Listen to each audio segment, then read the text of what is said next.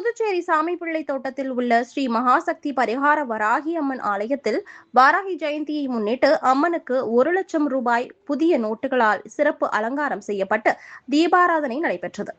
ஆஷாட நவராத்திரியின் 5வது நாளாக கொண்டாடப்படும் வாராக ஜெயந்தியை முன்னிட்டு ஆலயத்தில் அதிகாலை முதலே சிறப்பு பூஜைகள் நடைபெற்றன.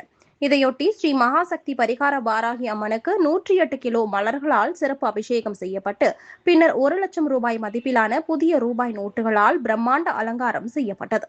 அதனைத் தொடர்ந்து வேத மந்திரங்கள் முழங்க மகா தீபாராதனை நடைபெற்றது. இந்த சிறப்பு அலங்காரத்தை தரிசிக்க புதுச்சேரி மட்டுமின்றி சுற்றுவட்டார பகுதிகளில் இருந்தும் ஏராளமான பக்தர்கள் ஆலயத்திற்கு வருகை தந்து வாராகி அம்மனை வழிபட்டு அருள் பெற்றனர். வாராகி ஜெயந்தி தினத்தில் வழிபட்டால் தடைப்பட்ட காரியங்கள் நிறைவேறும், குடும்பத்தில் செழிப்பு மற்றும் வளம் பெருகும் என்ற நம்பிக்கையால் பக்தர்கள் ஆர்வத்துடன் தரிசனம் செய்தனர். ஆலயத்தில் நடைபெற்ற இந்த சிறப்பு அலங்காரமும் தீபாராதனையும் பக்தர்களை பக்தி பரவசத்தில் ஆழ்த்தியது.